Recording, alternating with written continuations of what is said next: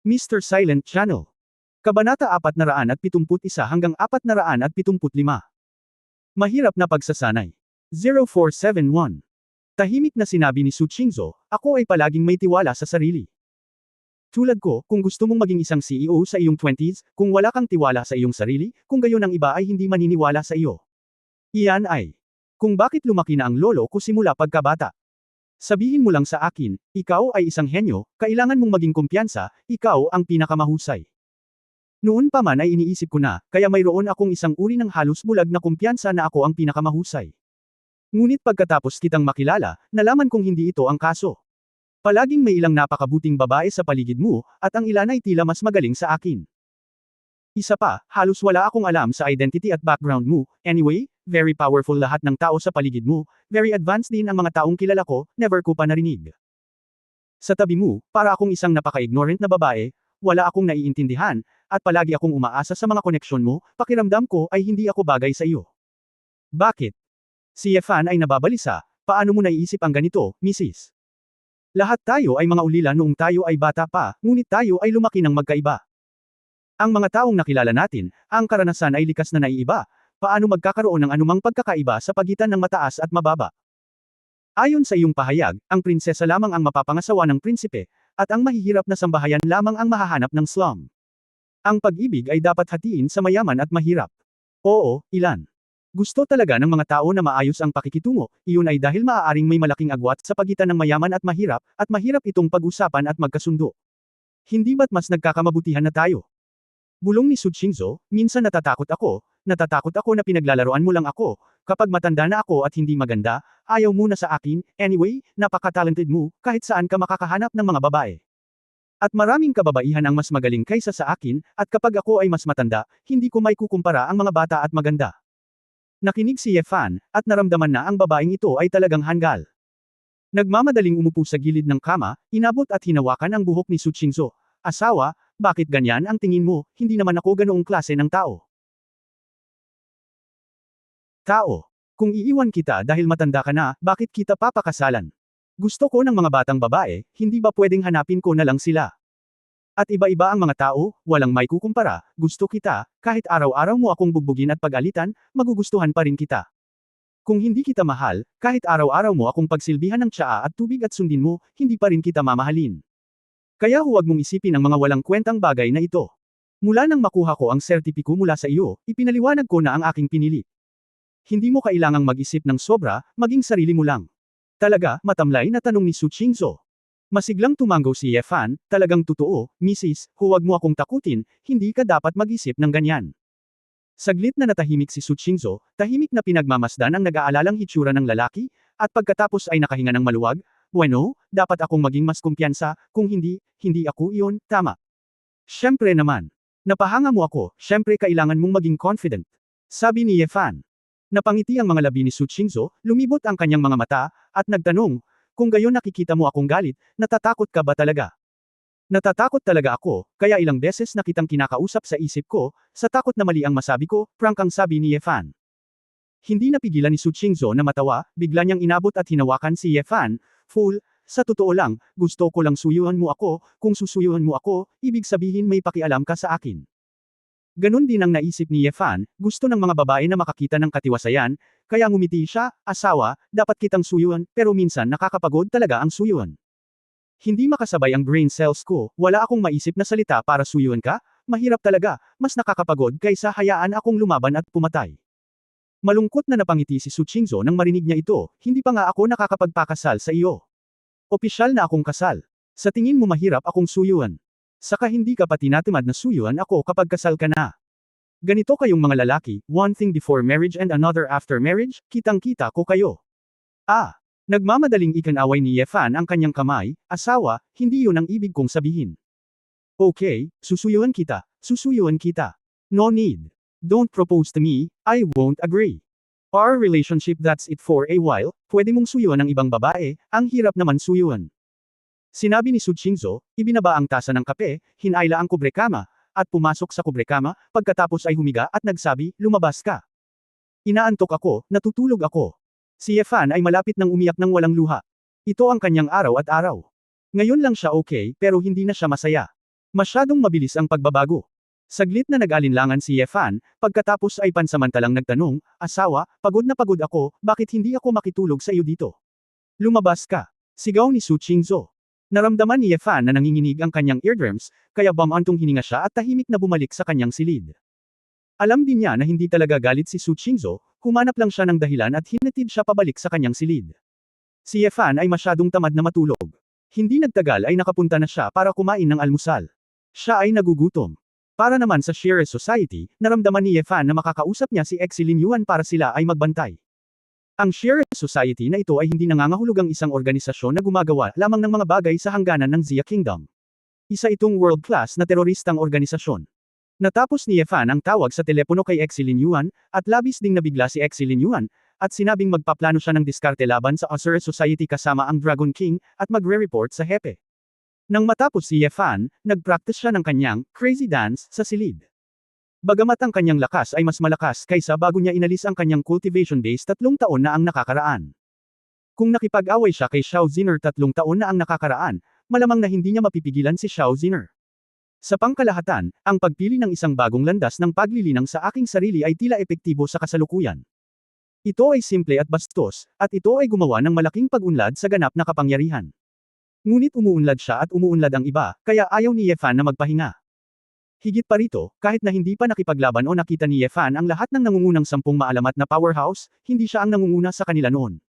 Sa katunayan, kapag naabot mo ang antas ng isang maalamat na powerhouse, lahat ay walang gagawin sa isa't isa. Pagkatapos ng lahat, ito ay mabuti, at walang sinuman ang makakaharap sa iyo, ngunit kung mag-aaway kayo sa isa't isa, kung sakaling mamatay, walang sinuman ang kayang manakit. Sa makatuwid, kung mas makapangyarihan sila, mas mababa ang kanilang lakas ng loob na kumilos ng padalos-dalos sa isa't isa. Sa kabaligtaran, sila ay higit na magkakasuwato kaysa sa mga pangkalahatang master ng mundo sa ilalim ng lupa. Ito ay katulad ng sa pagitan ng mga bansa. Sa pagitan ng isang malakas na bansa at isang malakas na bansa, gaano man karaming salita ang labanan, ito ay limitado lamang sa pagpapakita ng iyong mga kalamnan. Kung talagang gusto nating lumaban, ito rin ay isang malakas na bansa na nananakot sa isang mahinang bansa. Sa pagitan ng malakas at malakas, hindi talaga sila maglakas loob na kumilos. Maagang umaga, pagkatapos bumaba si Ye Fan para kumain ng almusal, hindi siya nagmamadaling tawagan si Su Qingzhou, umaasang mas matutulog pa ang babae, tutal, pagod na pagod siya kagabi. Gayunpaman, pagkalipas ng alas 9, unang tinawagan ni Su Qingzhou si Ye Fan. Chapter 0472 Pupuntahan ko ang prinsesa. 0472.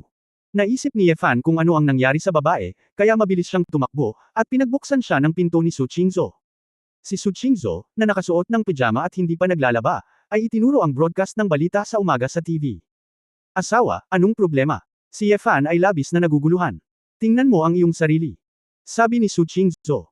Noon lang napansin ni Ye Fan na ang nilalamang na broadcast sa balita ay hindi maiwasang magmukhang natigilan, at ang buong tao ay nanlamig. Ang naglalaro sa balita ay balita pala tungkol kay Prinsesa Air ng Ruod Ian, na matagumpay na nailigtas. Ayon sa balita, si Prinsesa Air ang hindi matagumpay na nakidnap kagabi. Nakatakas ang prinsesa ng hindi pinapansin ng mga kidnapper, hanggang sa matagpuan siya ng mga pulis kaninang madaling araw. Natural, kapwa ang gobyerno ng Fago at ang maharlikang pamilya ng Ruod Ian ay napakapalad, at kasabay nito ay ipinahayag na patuloy nilang iimbestigahan kung sino ang nagplano ng kasong kidnapong na ito. Hindi mo ba sinabi na namatay si Prinsesa Air? Hindi ba siya nalasan? Nagtanong si Su Qingzhou, nagsinungaling ka ba sa akin? Hindi ba siya okay? Natigilan si Ye Fan, at nabuhay ng 20 taon 5 o 6 na taon na ang nakalilipas. Sa unang pagkakataon, hinala ko na may mga multo sa mundong ito. Asawa, kasama ko talaga si Prinsesa Air kagabi, siya, paano siya, hindi ka panipaniwala ang pakiramdam ni Ye Fan. Sinabi ni Su Qingzhou, marahil ba ay isang peking prinsesa ang nakikita mo? O ito ba ay kapalit ng prinsesa? Hindi ba ito isang malaking tao na sadyang nakahanap ng kapalit upang maiwasan ang pagkidnap? Isang kapalit. Sumimangot si Ye Fan, kahit na stand-in, dapat may bangkay, di ba? At saan ako makakahanap ng ganoon kagandang stand-in? Ganyan ang itsura mo, para sa pagiging stand-in. Nanlamig ang mga mata ni Su Qingzhou, sinabi ko kagabi na karaniwan lang ang mga tao. Ngayon ay inaamin ko na, ang prinsesa ay sobrang ganda, tama. Palihim na sinabi ni Ye Fan na hindi maganda, may sinabi siya, at nagmamadaling binago ang usapan, asawa, ang susi ngayon, kailangan kong malaman, kung ano ang nangyayari. Kung peke ang Princess Air na nahanap nila, baka isa pa iyon sa Shire Society na nagpanggap na isang prinsesa at gagawa ng isang bagay na lubhang mapanganib. Simple lang din ang ugali ni Su Qingzhou, ngunit mabilis na nagbago ang isip ni Ye Fan, at hindi niya naiwasang sumimangot, ito ba ay labis na pagmamalabas? Paano mo kumpirmahin iyon? Hindi talaga alam ni Ye Fan kung ano ang gagawin at ayaw niyang sumuko. Hindi pa siya nalilito ng ganito. Ni hindi niya alam ang nangyari kagabi. Masyadong suspense. Naisip ito ni Ye Fan at sinabing, asawa hindi kita sasamahan sa kumpanya ngayong umaga, pupuntahan ko ang prinsesa. Si the princess. Natigilan si Su Qingzhou, bakit kayo nagkita? Ngumiti si Ye Fan, natural akong may solusyon pa rin, Mrs., huwag kang mag-alala, walang mangyayari, isa lang itong prinsesa, hindi ito tulad ng pag-akyat sa bundok ng mga espada at lamusong sa dagat ng apoy, hindi ganoon kahirap. Bagamat medyo nag-aalala si Su Qingzhou, ngunit nang makita ang kumpiyansa na hitsura ni Ye Fan, wala siyang ibang pagpipilian kundi palayain siya. Huwag masyadong maingay, ayokong bigla akong maaresto sa Paris, sabi ni Su Qingzhou. Nangako si Ye Fan at sinabing, asawa masyado kang nag-iisip. Kapag umalis ka sa Xia Kingdom, nandyan ang mga kakilala ko kahit saan, kahit na mahuli ka, kailangan mo kaming palabasan kaagad. Gustong sabihin ni Su Qingzhou na dapat kang magyabang, ngunit pagkatapos na isipin ito, makita si Ye Fan sa the performance of the past few days ay malamang na hindi nagyayabang, kaya hindi na ako magsasabi ng kahit ano. Pagkaalis ni Ye Fan sa hotel, dumiretso siya sa Louvre Museum. Malinaw niyang naalala na sinabi ni Prinsesa Elle na sasali siya sa isang Louvre Museum. Ribbon cutting ceremony, kung ang schedule ay mananatiling hindi nagbabago, siya ay lilito sa sikat na museo sa mundo ngayon. Dumating si Ye Fan sa Louvre at nakita ang isang malaking bilang ng mga gwardya na nagbabantay doon, at ang mga ordinaryong tao ay hindi pinapayagang pumasok. Ngunit hindi nagmamadali si Ye Fan. Nilaybot niya ang Louvre, tiningnan ng lupain, at pinagmasdan ng blind spot ng surveillance camera. Pagkatapos nito, bumili siya ng isang tasa ng kape, tumayo sa isang nakatagong sulok kung saan walang pumapansin, at nagsimulang maghintay.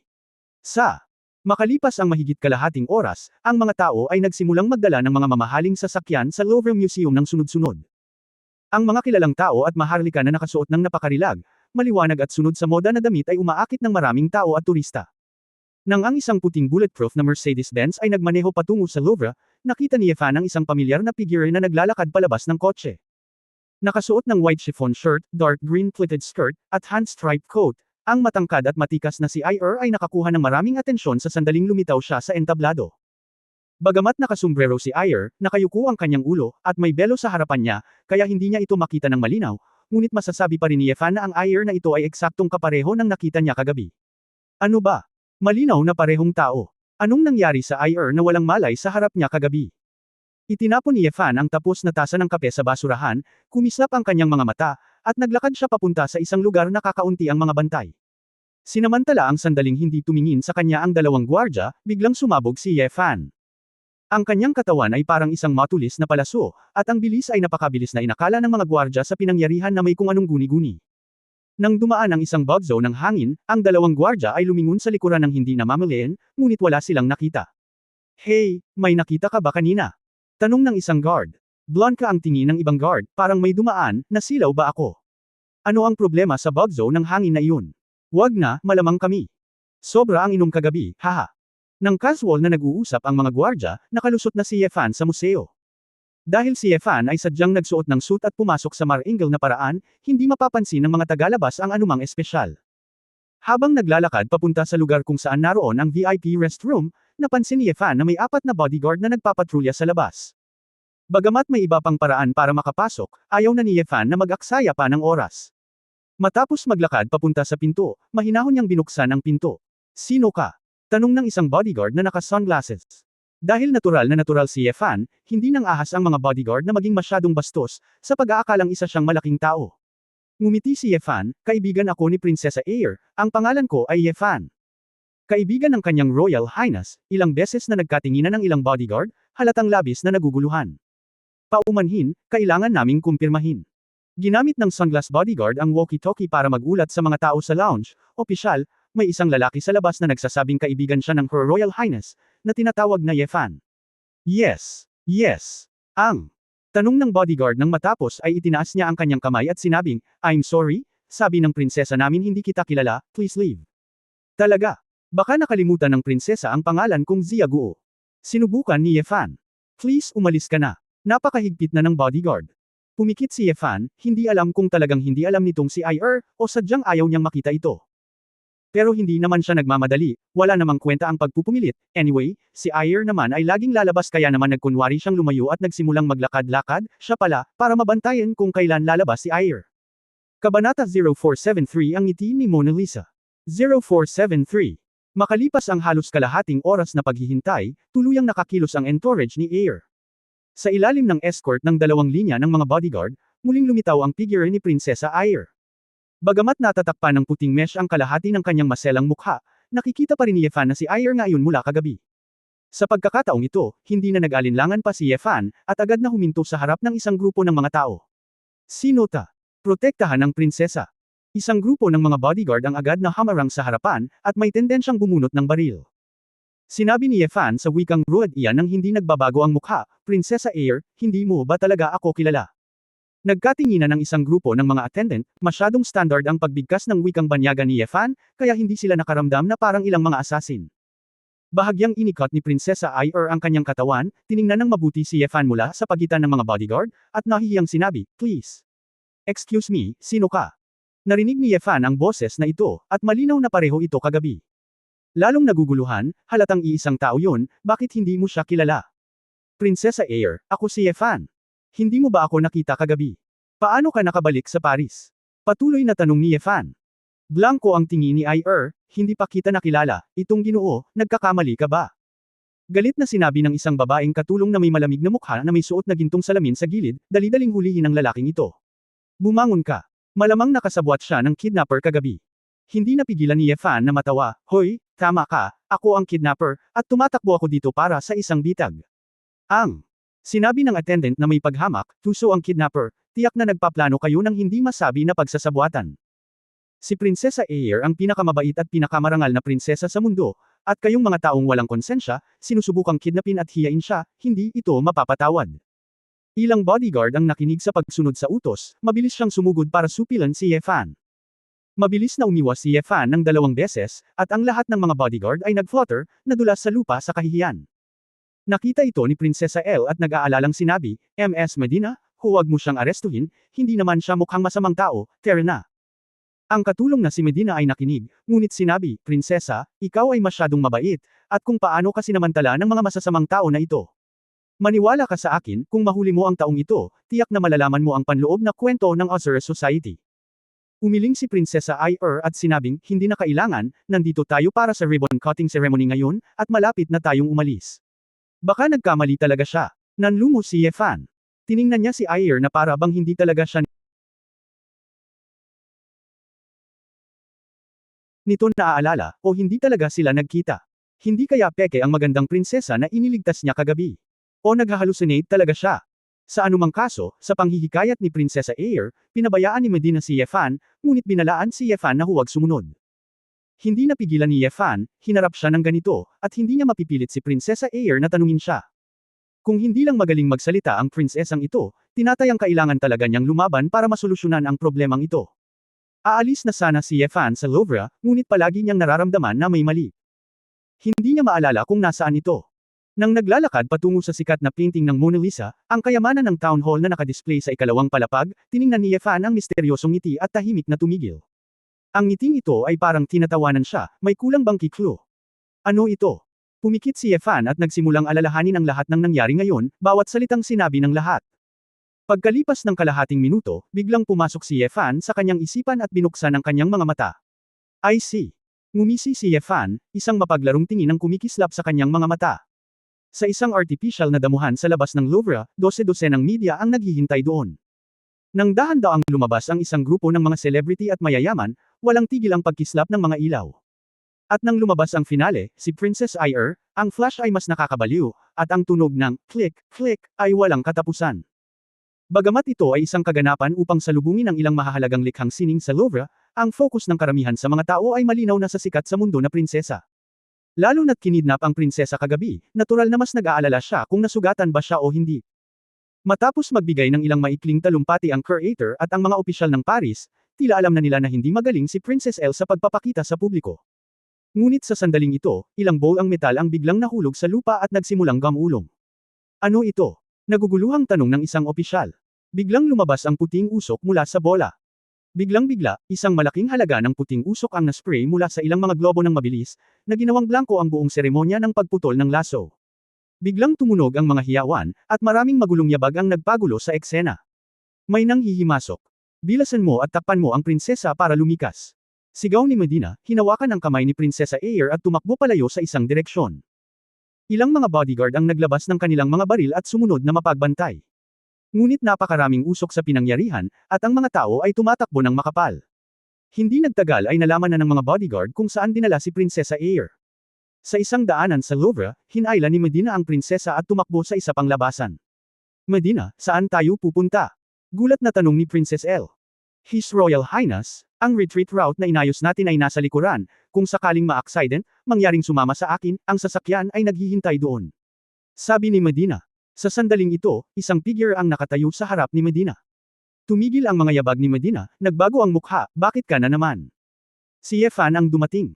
Si Yefan ay humihit-hit ng sigarilyo at tumingin kay Medina na may kalahating ngiti, MS attendant, saan mo dadalhin ang prinsesa sa sobrang pagmamadali? May emergency, kailangan nating lumikas ngayon, umalis ka. Sabi ulit ni Medina para tumakbo kasama si Prinsesa L. Ngunit iniunat ni Yefan ang kanyang kamay upang harangin ang daan, kinagat ang upos ng sigarilyo, at sinabing, bakit hindi ko alam, anong ruta ng pagtakas ang inayos mo? Kadadating ko lang dito, at walang sasakyan na sasanduan, ngunit may isang kotse na mukhang ito ay isang itim na komersyal na sasakyan na ginamit sa pagkidnap ng mga tao. Naningkit ang mga mata ni Medina, what the hell are you talking about? Umalis ka nga. Masayang sinabi ni Yefan, hindi mo ba alam kung ano ang sinasabi ko? Sa totoo lang, hindi mo na kailangang pumunta, ang 3 lalaki sa kotse, 2 lalaki at isang babae, ay patay na. Sa wakas ay napagtanto ni Medina na mahirap magpatuloy ng maayos, ang kanyang mukha ay naging malungkot, sino ka ba? Kabanata 0474. 0474. Nasabi ko na ang lahat, kaibigan ako ng prinsesa, at ikaw. Sino ka mula sa Azure Society? Nag-aalalang tanong ni Yefan. Ang mukha ni Medina ay naninigas, at ang kanyang ekspresyon ay nagbago ng walang katiyakan, anong Sheer Society? Ako, hindi ko alam kung ano ang sinasabi mo. Napakurap si Princess Air, Medina, hindi mo ba nabanggit ang Sheer Society ngayon lang? Wala pa akong oras. Ikaw, ano kaya si Sheer? Biglang napagtanto ni Medina na kanina pa pala siya nadulas ng dila. Bahagyang tumawa si Yefan, sa wakas ay alam ko na kung saan ako nagpapakitang gilas. Maliban sa akin at kay Prinsesa Air, walang dapat makaalam na ang Sheer Society ang dumukot kay Prinsesa Air. Sabi mo gusto mong malaman ang inside story ng Sheer Society. Ka-aid, hindi madali. Nagtataka pa rin ako, paano nila nakuha ang linya ng aksyon ni Princess Air ng ganoon kadali, ikaw, bilang isang Tagaloob, ay nagkakasundo ng husto. Bagamat pipi si Prinsesa Air, hindi siya tanga, at medyo nadismaya at nalungkot siya, Medina, ikaw. Bakit mo ako pinagtaksilan, tinatrato kita bilang isang malaking kapatid, hindi ba maganda ang pakikitungo ko sa iyo? Galit na dumura si Medina, nagiging mabuti ka ba sa akin? May kinalaman ako sa akin. Sinusunod ko lang ang utos ni Haring Sheer. Since hindi kita madadala ngayon, plan bilang ang maipapatupad ko. Medina tumawa ng malakas, bigla niyang inabot ang damit niya at hinayla ng malakas. Biglang natauhan si Yefan, sumugod at niyakap si Air. Mag-ingat ka, may bomba siya sa katawan. Sa sandaling yakapin ni Yefan si Prinsesa Air, pinalayas niya si Medina.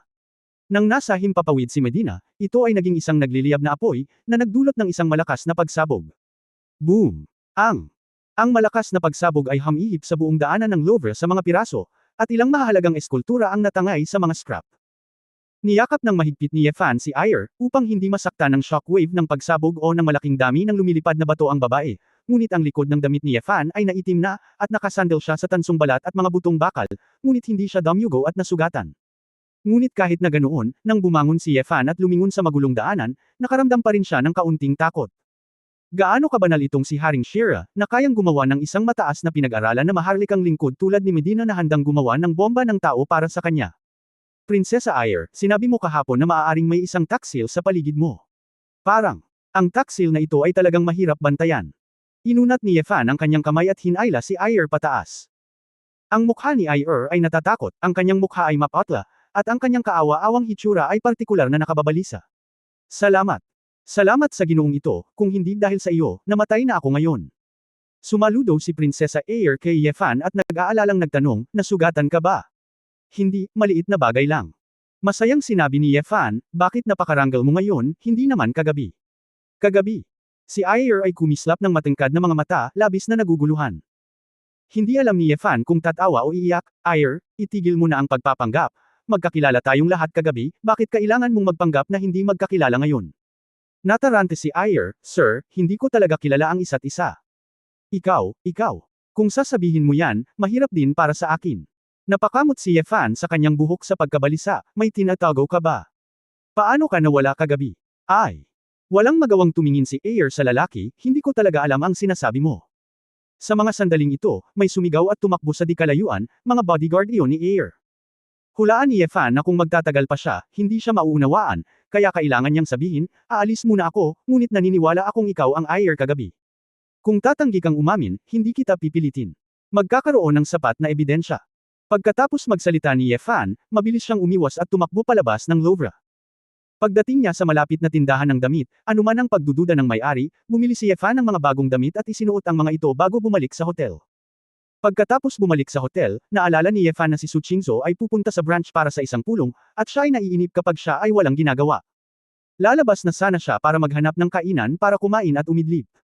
Pagkababa niya, nakita niya ang isang pamilyar na pulang mukha na nakatayo sa pintuan. Pelikula. Nakasuot ng pulang damit, itim na medyas, mataas na takong na leather na sapatos, at walang karagdagang accessories, nakatayo doon si Xiao Ziner, ang bida sa buong lobby ng hotel. Ang mayabang na babaeng Phoenix ay halatang kayang lupigin ang mga lalaki mula sa buong mundo sa romantikong kabisera. Sa sandaling makita ito ni Yefan, nalaman niyang isang gwapong puting lalaki ang sinusubukang kausapin si Xiao Ziner. Gayunpaman, pinagalitan ni Xiao Ziner ang kalye sa isang matatas na wikang banyaga at hinayaan ang gwapong lalaki na lumayo sa kawalan ng pag-asa. Hindi napigilan ni Yefan ang mapangiti, kayang gawin ng babaeng ito ang lahat ng gusto niya, may lakas siya, kusa siya. Anong tinitingin-tingin mo? Inis na inis si Xiao Ziner nang makita niyang nakangiti si Yefan sa kanya, iniisip na pinagtatawanan siya ng lalaki. Nang marinig ito ni Yefan, hindi niya sinasadyang sumagot, anong ginagawa mo? Ikaw, sumubok ka ng isa pa. Subukan mo lang. Ngumiti ng masama si Yefan. Nena si Xiao Ziner, nagpout siya ng galit, at isang gintong liwanag ang kumislap sa kanyang kamay. Pupunta ako.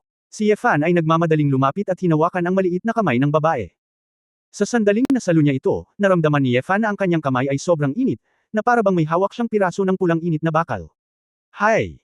Nanginginig ang buong kamay ni Yefan, at mapait siyang ngumiti, beauty, masama ang ugali mong magsindi ng apoy kung saan-saan. Kung hindi ka pumayag, magsusunog ka.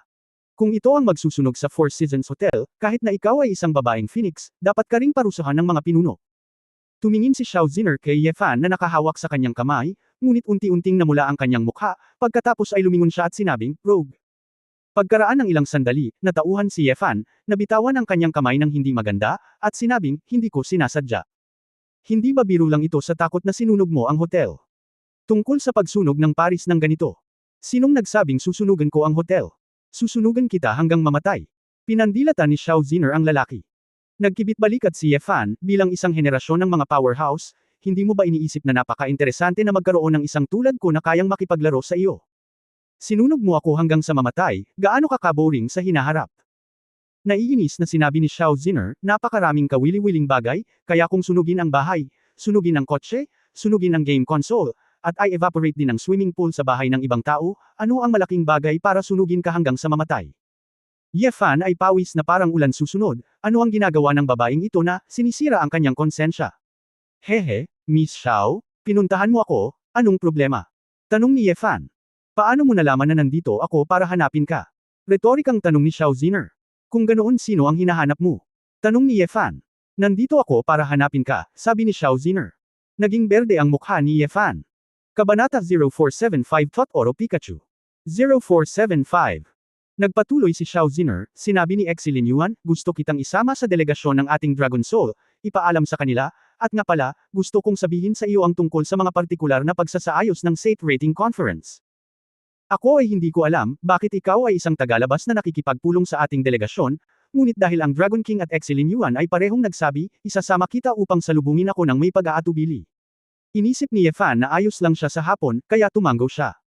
Sabi, okay, let's go. Samahan mo ako. Tumalikod si Xiao Ziner at lumabas ng hotel.